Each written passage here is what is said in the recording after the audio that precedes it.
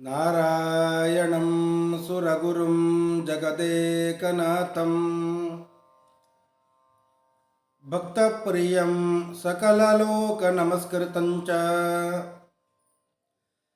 ತ್ರೈಗುಣ್ಯವರ್ಜಿತಮಜಂ ವಿಭುಮಾದ್ಯಮೀಶಂ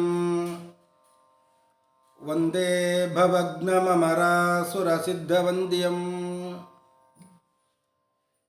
ನಾರಾಯಣಂ ನಮಸ್ಕೃತ್ಯ ನರಂ ಚೈವ ನರೋತ್ತಮಂ ದೇವೀಂ ಸರಸ್ವತೀಂ ವ್ಯಾಸಂ ತತೋ ಜಯಮುದೀರಯೇ. ಶ್ರೀ ಗುರುಭ್ಯೋ ನಮಃ. ಹರಿ ಓಂ.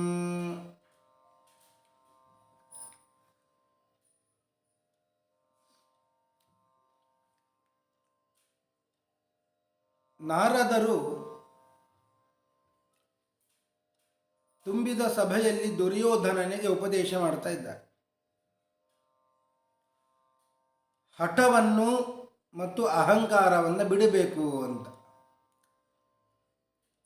ಹಠವನ್ನು ಮಾಡಿದ ಗಾಲವರಿಗೆ ಏನಾಯಿತು? ಅವರು ಎಷ್ಟು ಕಷ್ಟಪಡಬೇಕಾಯಿತು?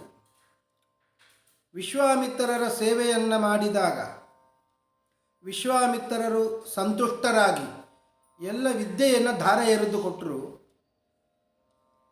ಗುರುದಕ್ಷಿಣೆ ಕೊಡ್ತೇನೆ ಅಂತ ಹೇಳಿದಾಗ ವಿಶ್ವಾಮಿತ್ರರು ಬೇಡ ಅಂತ ಹೇಳಿದರು. ಬೇಡ ಅಂತ ಹೇಳಿದಾಗ ಇವರು ಕೇಳಬೇಕಿತ್ತು. ಆಯಿತು ಸರಿ ಅಂತ. ಆದರೆ ಅದನ್ನು ಕೇಳಲಿಲ್ಲ. ಮತ್ತೆ ಮತ್ತೆ ಕೇಳಿದರು, ಗುರುಗಳೇ ಏನು ಕೊಡಬೇಕು ಏನು ಕೊಡಬೇಕು. 10 ಬಾರಿ ಕೇಳಿದಾಗ ವಿಶ್ವಾಮಿತ್ರರಿಗೆ ಸಿಟ್ಟು ಬಂತು. 800 ಕುದುರೆಗಳನ್ನು ಕೊಡು ಅಂತ ಹೇಳಿದರು. ಸಾಮಾನ್ಯ ಕುದುರೆಗಳಲ್ಲ, ಒಂದು ಕಿವಿ ಮಾತ್ರ ಕಪ್ಪು, ಉಳಿದ ಎಲ್ಲ ದೇಹ ಬಿಳಿಯಾದದ್ದು. ಅದರ ಸಲುವಾಗಿ ಬಹಳ ಕಷ್ಟಪಟ್ಟರು. ಹಠಕ್ಕೆ ಬಿದ್ದರೆ ಏನೆಲ್ಲ ತೊಂದರೆ ಆಗ್ತದೆ ಅಂತ ಗಾಲವರ ಕಥೆಯನ್ನು ಹೇಳಿದರು. ಇನ್ನು ಅಹಂಕಾರವನ್ನು ಪಟ್ಟರೆ ಅದರಿಂದ ಏನೋ ತೊಂದರೆ ಆಗ್ತದೆ ಅಂತ ಯಯಾತಿ ರಾಜನ ಕಥೆಯನ್ನು ಹೇಳ್ತಾ ಇದ್ದ. ಅಹಂಕಾರ ಪಡಬಾರದು. ಯಯಾತಿಗೆ ಏನಾಯಿತು?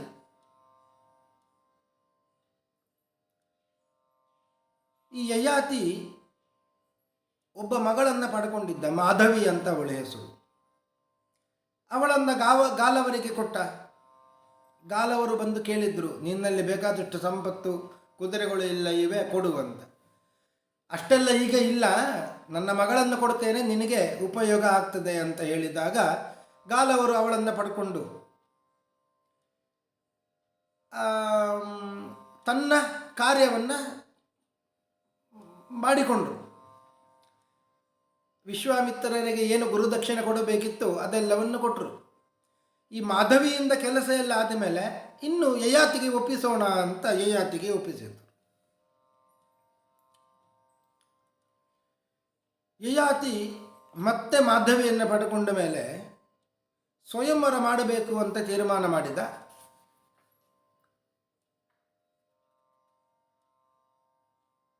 ಆ ಯಯಾತಿಯ 2 ಮಕ್ಕಳು ಪುರು ಮತ್ತು ಯದು. ಅವಳಿಗೆ ಒಂದು ಮಾಲೆಯನ್ನು ಕಟ್ಟು ಕೈಯಲ್ಲಿ ರಥದಲ್ಲಿ ಕುಳ್ಳಿರಿಸಿ ಎಲ್ಲ ಕಡೆ ಹೊರಟರು ಅಂತ. ಮಾಧವಿಗೆ ಸ್ವಯಂವರ ಅಂತ.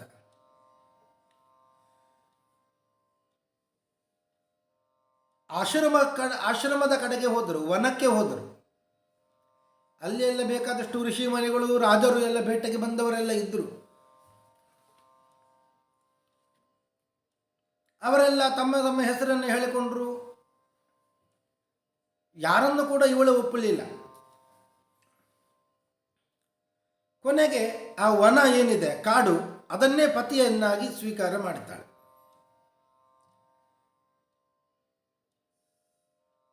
ಎಲ್ಲ ಬಂಧುಗಳಿಗೆ ನಮಸ್ಕಾರ ಮಾಡಿ ರಥದಿಂದ ಇಳಿದು ಕಾಡಿಗೆ ಹೋಗಿ ಸೇರಿದು. ವಿವಿಧವಾದ ಉಪವಾಸ, ದೀಕ್ಷೆ, ನಿಯಮ ಇವುಗಳಿಂದ ಶರೀರವನ್ನು ಕೃಶವನ್ನಾಗಿ ಮಾಡಿಕೊಂಡು ಮೃಗಚಾರಿಣಿಯಾದ್ಲು. ಆತ್ಮನೋ ಲಘುತಾಂ ಕೃತ್ವ ಬಭುವ ಮೃಗಚಾರಿಣಿ. ಮೃಗ ಜಿಂಕೆಯಂತೆ ಓಡಾಡುವಳು, ಕಾಡಿನಲ್ಲಿ ಓಡಾಡುವವಳು ಆಗಿಬಿಟ್ಲು. ಅರ್ಥಾತ್ ಜಿಂಕೆಯಂತೆಯೇ ಸಂಚಾರ ಮಾಡ್ತಾ ಬ್ರಹ್ಮಚಾರಿಣಿಯಾಗಿ ವಿಪುಲವಾಗಿ ಧರ್ಮವನ್ನು ಆಚರಣೆ ಮಾಡ್ತಾ ಇದ್ಲು. ಈ ಕಡೆ ಯಯಾತಿ 1000 ವರ್ಷಗಳ ಕಾಲ ಆಯುಷ್ಯವನ್ನು ಪಡ್ಕೊಂಡಿದ್ದ, ತನ್ನ ಮಕ್ಕಳಿಂದ ಆಯುಷ್ಯ ಪಡ್ಕೊಂಡಿದ್ದ.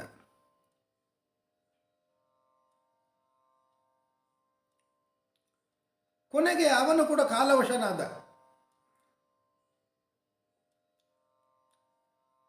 ಯಯಾತಿಯ ನಂತರದಲ್ಲಿ ಪ್ರವರ್ಧಮಾನಕ್ಕೆ ಬಂದ ಇಬ್ಬರು ಮಕ್ಕಳು ಪೂರು ಮತ್ತು ಯದು.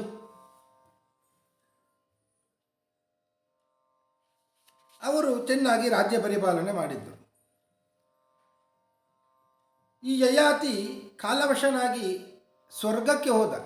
ಬಹಳ ಯಾಗಾದಿಗಳನ್ನೆಲ್ಲ ಮಾಡಿದ್ದ. ಅವರು ಬಹಳ ಪುಣ್ಯವನ್ನು ಮಾಡಿದ ಫಲವಾಗಿ ಸ್ವರ್ಗಕ್ಕೆ ಹೋದ. ಆದರೆ ಸ್ವರ್ಗಲೋಕದಲ್ಲಿ ಎಲ್ಲ ರಾಜರ್ಷಿಗಳು ದೇವತೆಗಳೆಲ್ಲ ಕೂತುಕೊಂಡು ಮಾತನಾಡ್ತಾ ಇರುವಾಗ ಅಲ್ಲಿ ಇರುವ ದೇವತೆಗಳನ್ನು, ಋಷಿಗಳನ್ನೆಲ್ಲ ಅವಮಾನ ಮಾಡಿದ ಯಯಾತಿ. ಅವಮಾನ ಆದದ್ದನ್ನು ದೇವೇಂದ್ರ ತಿಳಿದುಕೊಂಡ. ದೇವೇಂದ್ರ ಹೇಳಿದ, ಇವ ಯಾರು ಅಂತ. ಇವ ಯಾರು? ಈ ಸ್ವರ್ಗಕ್ಕೆ ಬರಲಿಕ್ಕೆ ಯಾವ ಕರ್ಮದಿಂದ ಸಿದ್ಧಿ ಪಡ್ಕೊಂಡಿದ್ದಾನೆ? ಎಲ್ಲಿ ತಪಸ್ಸು ಮಾಡಿದ್ದ ಇವ? ಈ ರೀತಿಯಾಗಿ ಎಲ್ಲ ಪ್ರಶ್ನೆ ಮಾಡಿದ. ಈ ಪ್ರಶ್ನೆಗೆ ಯಾರು ಕೂಡ ಉತ್ತರ ಕೊಟ್ಟಿಲ್ಲ. ಯಾಕೆ ಅಂದರೆ ಆ ರಾಜನಾದ ಯಯಾತಿ ಇವರನ್ನೆಲ್ಲ ಅವಮಾನ ಮಾಡಿದ್ದರಿಂದ ತನ್ನ ಸಾಮರ್ಥ್ಯವನ್ನು, ಕಾಂತಿಯನ್ನೆಲ್ಲ ಕಳ್ಕೊಂಡಿದ್ದ. ಯಾರಿಗೂ ಗೊತ್ತಿಲ್ಲ ಅಂತಾಯಿತು. ಈ ಯಯಾತಿ ಅಂದರೆ ಯಾರು, ಏನು ಮಾಡಿ ಸ್ವರ್ಗಕ್ಕೆ ಬಂದಿದ್ದಾನೆ, ಯಾವುದು ಗೊತ್ತಿಲ್ಲ ಅಂತಾಯಿತು.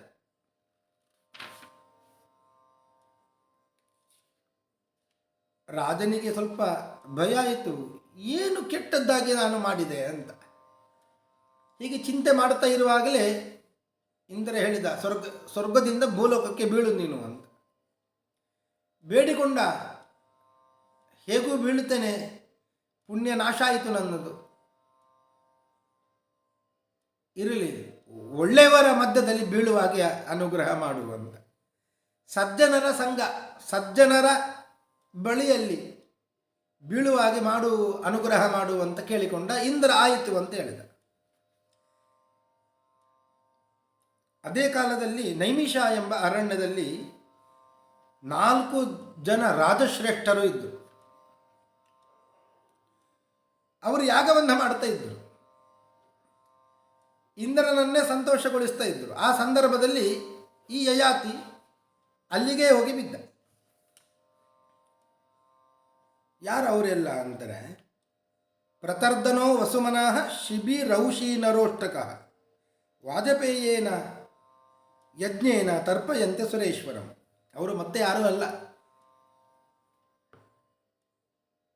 ಈ ಮಾಧವಿಯ ಮಕ್ಕಳು. ಯಯಾತಿಯ ಮಗಳು ಮಾಧವಿ, ಮಾಧವಿಯ 4 ಮಕ್ಕಳು.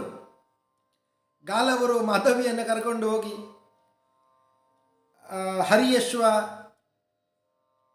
ಮತ್ತು ದಿವೋದಾಸ ಮತ್ತು ಉಶೀನರ ಮತ್ತು ವಿಶ್ವಾಮಿತ್ರರಿಂದ ಈ ಮಾಧವಿಯಲ್ಲಿ 4 ಮಕ್ಕಳು ಹುಟ್ಟಿದ್ದರು. ಅದೇ 4 ಮಕ್ಕಳು ವಸುಮನ, ಪ್ರತರ್ಧನ, ಶಿಬಿ, ಅಷ್ಟಕ ಅಂತ 4 ಮಕ್ಕಳು. ಅವರೇ ಯಾಗ ಮಾಡ್ತಾ ಇದ್ದರು. ಅವರ ಮಧ್ಯಕ್ಕೆ ಹೋಗಿ ಬಿದ್ದ. ಎಲ್ಲರೂ ಕೇಳಿದರು, ಯಾರು ನೀನು ಅಂತ. ಕಾಂತಿಹೀನನಾಗಿ ಬಿಟ್ಟಿದ್ದ ಯಯಾತಿ. ಅವನ ಪರಿಚಯ ಯಾರಿಗೂ ಸಿಗಲಿಕ್ಕಿಲ್ಲ, ಆ ಥರ ಆಗಿಬಿಟ್ಟಿದ್ದ. ನೀನು ಯಾರು? ಯಾರ ಬಂಧು? ಯಾವ ದೇಶ, ಯಾವ ನಗರಕ್ಕೆ ಸೇರಿದವ? ನೀನು ಯಕ್ಷನೋ, ದೇವತೆಯೋ, ಗಂಧರ್ವನೋ, ಮನುಷ್ಯನೋ? ಯಾರು ನೀನು? ಅಥವಾ ರಾಕ್ಷಸನೋ? ಇದು ಯಾವುದೂ ಅಲ್ಲ ಅಂತ ಕಾಣುತ್ತದೆ. ಮನುಷ್ಯ ರೂಪವನ್ನು ಕೂಡ ಹೊಂದಿರಲಿಲ್ಲ ನೀನು. ಏನನ್ನು ಬಯಸಿ ಇಲ್ಲಿಗೆ ನಮ್ಮ ಮಧ್ಯದಲ್ಲಿ ಬಿದ್ದಿದ್ದಿ ನೀನು? ಆಗ ಆ ರಾಜರ್ಷಿ ಯಯಾತಿ ಹೇಳ್ತಾನೆ, ನಾನು ಯಯಾತಿ, ರಾಜರ್ಷಿಯಾದ ಯಯಾತಿ ನಾನು. ನನ್ನ ಪುಣ್ಯವನ್ನು ಕಳ್ಕೊಂಡು ಸ್ವರ್ಗದಿಂದ ಇಲ್ಲಿಗೆ ಪತಿತನಾಗಿದ್ದೇನೆ. ಸಜ್ಜನರ ಮಧ್ಯದಲ್ಲಿ ಬೀಳಬೇಕು ಅಂತ ಇಲ್ಲಿ ಬಿದ್ದಿದ್ದೇನೆ. ಆಗ ಆ 4 ಮಂದಿ ಹೇಳ್ತಾರೆ,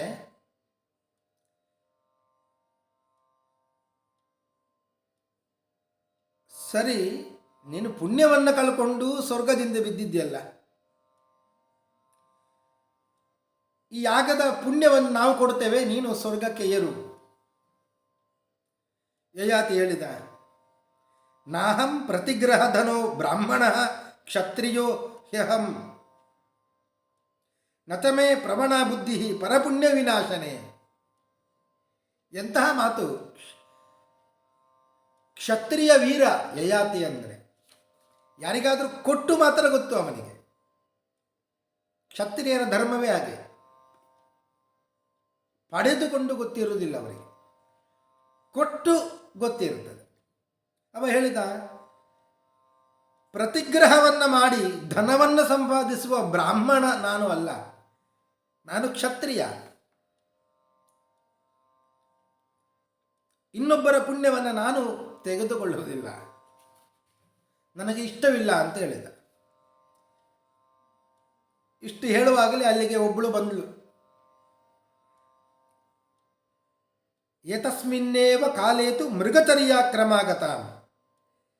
ಮೃಗಚಾರಿಣಿಯಾದಂತಹ ಬ್ರಹ್ಮಚಾರಿಣಿಯಾದಂತಹ ಮಾಧವಿ, ಯಯಾತಿಯ ಮಗಳೇ, ಜಿಂಕೆಯಂತೆ ಓಡಾಡುತ್ತಾ ಇದ್ಲು ಕಾಡಿನಲ್ಲಿ, ತಪಸ್ಸನ್ನು ಮಾಡುತ್ತಾ, ಪುಣ್ಯವನ್ನು ಸಂಪಾದನೆ ಮಾಡುತ್ತಾ, ಉಪವಾಸಾದಿ ವ್ರತಗಳನ್ನು ಆಚರಣೆ ಮಾಡುತ್ತಾ ಓಡಾಡುತ್ತಾ ಇದ್ದವಳು. ಅಲ್ಲಿಗೆ ಬಂದ ಕೂಡಲೇ ಈ 4 ರಾಜರು ಕೂಡ, ವಸುಮನ, ಪ್ರತರ್ಧನ, ಶಿಬಿ ಮತ್ತು ಅಷ್ಟಕ, ಈ 4 ಎದ್ದು ಇವಳಿಗೆ ನಮಸ್ಕಾರ ಮಾಡಿದ್ದು.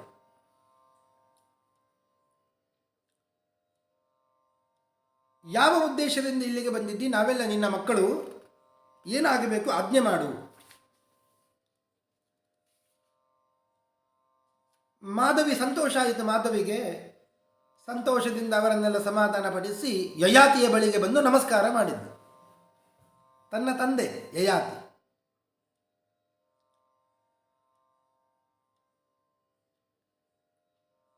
ಈ ಮಕ್ಕಳಿಗೆ ಆಶ್ಚರ್ಯ, ನಮ್ಮ ತಾಯಿ ಯಾರೋ ಒಬ್ಬ ಪುಣ್ಯ ಕಳ್ಕೊಂಡು ಸ್ವರ್ಗದಿಂದ ಇಲ್ಲಿಗೆ ಬಿದ್ದಿದ್ದಾನೆ, ಅವನಿಗೆ ಹೋಗಿ ನಮಸ್ಕಾರ ಮಾಡಿದ್ದಾಳೆ, ಯಾರು ಇವರು?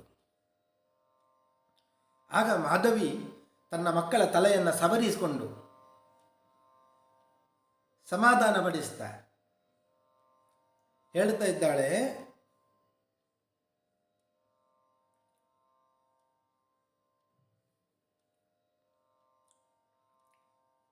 ನಿಮ್ಮ ತಾಯಿ ನಾನು, ನನ್ನ ತಂದೆ ಈ ಯಯಾತಿ ಮಹಾರಾಜ.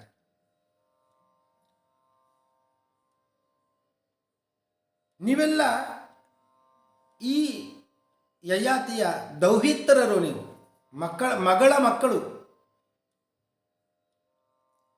ಇಷ್ಟು ಹೇಳಿದಾಗ ಬಹಳ ಆಶ್ಚರ್ಯ ಆಯಿತು. ಮಕ್ಕಳು ಕೂಡ ನಮಸ್ಕಾರ ಮಾಡಿದರು, ನಮ್ಮ ಅಜ್ಜ ಬಂದಿದ್ದಾನೆ ಅಂತ.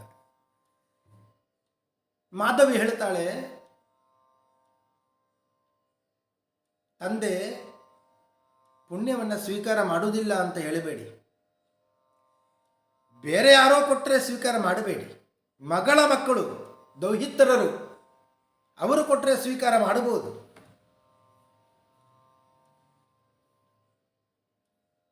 ಆದ್ದರಿಂದ ನಾನು ಕೂಡ ಕೊಡ್ತೇನೆ, ಅವರು ಮಾತ್ರ ಅಲ್ಲ, ನಾನು ಪುಣ್ಯವನ್ನು ಕೊಡ್ತೇನೆ. ನಾವು ಕೊಡುವ ಪುಣ್ಯದಿಂದ ಸ್ವರ್ಗಕ್ಕೆ ಹೋಗು. ಮಯಾಪಿ ಉಪಚಿತೋ ಧರ್ಮ ತಥೋರ್ಧಂ ಪ್ರತಿಗೃಹ್ಯತಾಂ. ನಾನು ಕಾಡಿನಲ್ಲಿ ಬಂದು ಬೇಕಾದಷ್ಟು ಧರ್ಮಾಚರಣೆ ಮಾಡಿದ್ದೇನೆ, ಬೇಕಾದಷ್ಟು ಪುಣ್ಯ ಸಂಪಾದನೆ ಆಗಿದೆ. ಆ ಪುಣ್ಯವನ್ನು ಅರ್ಧ ಭಾಗ ನೀವು ಸ್ವೀಕಾರ ಮಾಡಿ. ತಥೋರ್ಧಂ ಪ್ರತಿಗೃಹ್ಯತಾಂ.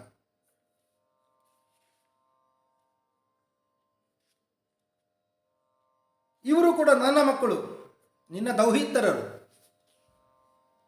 ಇವರು ಕೂಡ ಪುಣ್ಯ ಕೊಡ್ತಾರೆ, ಅದರಿಂದ ನೀನು ಸ್ವರ್ಗಕ್ಕೆ ಏರುವವನಾಗು. ಇಷ್ಟೆಲ್ಲ ಮಾತುಕತೆ ಆಗುವಾಗ ಅಲ್ಲಿಗೆ ಗಾಲವರು ಬಂದರು.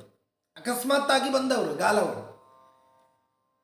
ಗಾಲವರು ಹೇಳಿದ್ರು, ವಿಷಯ ಎಲ್ಲ ತಿಳ್ಕೊಂಡ್ರು. ಗಾಲವರು ಹೇಳ್ತಾರೆ, ಯಯಾತಿ, ನಿನ್ನ ಬಳಿಗೆ ನಾನು ಬಂದು ಬೇಡಿದಾಗ, ಕುದುರೆಗಳಿಂದ ಬಂದು ಬೇಡಿದಾಗ ನಿನ್ನ ಮಗಳು ಮಾಧವಿಯನ್ನು ಕೊಟ್ಟಿದ್ದೀನಿ. ಆಗಲೇ ನಾನು ಹೇಳಿದ್ದೆ ನಿನಗೆ, ಇವಳಿಂದ ನನ್ನ ಆಸೆ ಪೂರೈಸ್ತದೆ ಅಂತ. ಆದರೆ ವಿಶ್ವಾಮಿತ್ರರಿಗೆ ಗುರುದಕ್ಷಿಣೆಯನ್ನು ಇವಳಿಂದ ನಾನು ಕೊಡಬಹುದು ಅಂತಾದರೆ ನನ್ನ ತಪಸ್ಸಿನ ಪುಣ್ಯ ಭಾಗವನ್ನು ಕೊಡ್ತೇನೆ ನಿನಗೆ ಸ್ವಲ್ಪ ಅಂತ ಹೇಳಿದ್ದೆ. ನಿನ್ನಿಂದ ನನ್ನ ಕೆಲಸ ಎಲ್ಲ ನಡೆದಿದೆ. ವಿಶ್ವಾಮಿತ್ರರಿಗೆ ನಾನು ಗುರುದಕ್ಷಿಣೆಯನ್ನೆಲ್ಲ ಈ ಮಾಧವಿಯ ಮೂಲಕವಾಗಿ ಕೊಟ್ಟಿದ್ದೇನೆ. ಆದ್ದರಿಂದ ತಪಸೋಮೇ ಅಷ್ಟಭಾಗೇನ ಸ್ವರ್ಗಂ ಆರೋಹತಾಂ ಭವಾನ್. ಗಾಲವರು ಹೇಳಿದರು, ನನ್ನ ತಪಸ್ಸಿನ 8ನೇ 1 ಭಾಗವನ್ನು ನಿನಗೆ ಕೊಡ್ತೇನೆ, ನೀನು ಸ್ವೀಕಾರ ಮಾಡಿ ಸ್ವರ್ಗಾರೋಹಣವನ್ನು ಮಾಡುವಂತ. ಇಷ್ಟು ಹೇಳಿದಾಗಲೇ ಭೂಮಿಯನ್ನು ಬಿಟ್ಟು ಯಯಾತಿ ನಿಂತ. ಆಗ ವಸುಮನ ಹೇಳಿದ, ದಾನಪತಿಯಾದ ವಸುಮನಾವ, ನಾನು ಯಾವ ವರ್ಣದವರನ್ನು ಕೂಡ ನಿಂದಿಸಲಿಲ್ಲ ಇದುವರೆಗೆ. ಆ ಪುಣ್ಯ ನನಗೆ ಬಂದಿದ್ದರೆ ಆ ಪುಣ್ಯದಿಂದ ನೀನು ಸ್ವರ್ಗವನ್ನು ಏರುವವನಾಗುವಂತ. ಸ್ವಲ್ಪ ಎತ್ತರಕ್ಕೆ ಏರಿದ. ಪ್ರತಾರ್ಧನ ಹೇಳಿದ, ಕ್ಷತ್ರಿಯನಾಗಿ ವೀರ ಎಂಬ ಶಬ್ದವನ್ನು ಪಡ್ಕೊಂಡಿದ್ದೇನೆ ನಾನು. ನನಗೆ ಪ್ರಸಿದ್ಧಿ ವೀರ ಪ್ರತಾರ್ಧನ ಅಂತ, ಕ್ಷತ್ರಿಯ ಶ್ರೇಷ್ಠ ಅಂತ. ಈ ಪುಣ್ಯ ಬರಬೇಕಾದ್ರೆ ನಾನು ಬಹಳ ಸಾಧನೆ ಮಾಡಿದ್ದೇನೆ. ಈ ಪುಣ್ಯದಿಂದ ನೀನು ಸ್ವರ್ಗಾರೋಹಣವನ್ನು ಮಾಡು. ಇನ್ನು ಸ್ವಲ್ಪ ಎತ್ತರಕ್ಕೆ ಏರಿದ. ಆಗ ಶಿಬಿ ಹೇಳಿದ, ಶಿಬಿ ಹೇಳುತ್ತಾನೆ, ಯಥಾ ಬಾಲೇಶು ನಾರೀಷು ವೈವಾಹಿಯೇಷು ತಥೈವ ಚ ಸಂಗರೇಶು ನಿಪಾತೇಶು ತಥಾತ ವ್ಯಸನೇಶು ಚ. ಬಾಲಕರಲ್ಲಿ, ಸ್ತ್ರೀಯರಲ್ಲಿ, ವಿವಾಹದ ಸಂದರ್ಭದಲ್ಲಿ, ಯುದ್ಧದಲ್ಲಿ, ಸಂಕಟಗಳಲ್ಲಿ, ದುಸ್ಥಿತಿಯಲ್ಲಿ ಎಲ್ಲಿಯೂ ಕೂಡ ಸುಳ್ಳು ಹೇಳಲಿಲ್ಲ ನಾನು. ಯಾವಾಗಲೂ ಸತ್ಯ ನುಡಿದಿದ್ದೇನೆ. ಪ್ರಾಣ ಲೆಕ್ಕಿಸಲಿಲ್ಲ. ಪ್ರಾಣ ಹೋಗಲಿ, ರಾಜ್ಯ ಹೋಗಲಿ, ಸಂಪತ್ತು ಹೋಗಲಿ, ಸುಖ ಹೋಗಲಿ, ಆದರೆ ಸತ್ಯವನ್ನು ಎಂದು ಬಿಟ್ಟಿಲ್ಲ. ಸತ್ಯವನ್ನು ಬಿಟ್ಟಿಲ್ಲ. ಅದರಿಂದ ಪುಣ್ಯ ಏನಾದರೂ ಬಂದಿದ್ದರೆ ಆ ಪುಣ್ಯದಿಂದ ನೀನು ಸ್ವರ್ಗಾರೋಹಣವನ್ನು ಮಾಡು. ಇನ್ನು ಸ್ವಲ್ಪ ಮೇಲಕ್ಕೆ ಏರಿದ. ಅಷ್ಟಕ ವಿಶ್ವಾಮಿತ್ರರ ಮಗ ಇದ್ದ. ಅವ ಹೇಳಿದ, ಶತಶಃ ಪುಂಡರೀಕಾಮೆ ಗೋಸವ ರಚಿತಾ ಪ್ರಭು. 100 ಪುಂಡರೀಕ ಯಾಗವನ್ನು, ಗೋಸವವನ್ನು ಮಾಡಿದ್ದೇನೆ. ಕ್ರತವೋ ವಾಜಪೇಯಾಶ್ಚ, 100 ವಾಜಪೇಯ ಯಾಗವನ್ನು ಮಾಡಿದ್ದೇನೆ. ಅದರಿಂದ ಏನಾದರೂ ಪುಣ್ಯ ಇದ್ದರೆ ಅದರಿಂದ ನೀನು ಸ್ವರ್ಗಾರೋಹಣವನ್ನು ಮಾಡು ಅಂತ ಹೇಳಿದ. ಇವರು ಒಬ್ಬೊಬ್ಬರು ಹೀಗೆ ಹೇಳುತ್ತಾ ಆ ಯಯಾತಿ ಸ್ವರ್ಗವನ್ನು ಏರಿಯೇ ಬಿಟ್ಟ. ಹೀಗೆ ದೌಹಿತ್ರರು ಮಗಳ ಮಕ್ಕಳಿಂದ ಅಜ್ಜನಿಗೆ ಸ್ವರ್ಗ ಸಿಕ್ಕಿತು.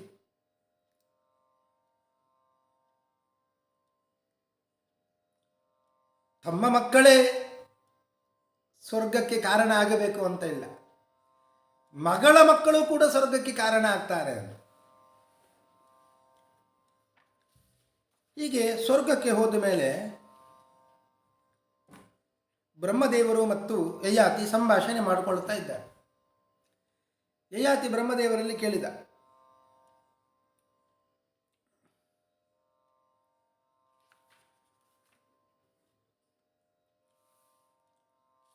ನಾನು 1000 ವರ್ಷಗಳ ಕಾಲ ಪ್ರಜಾಪಾಲನೆಯನ್ನು ಮಾಡಿ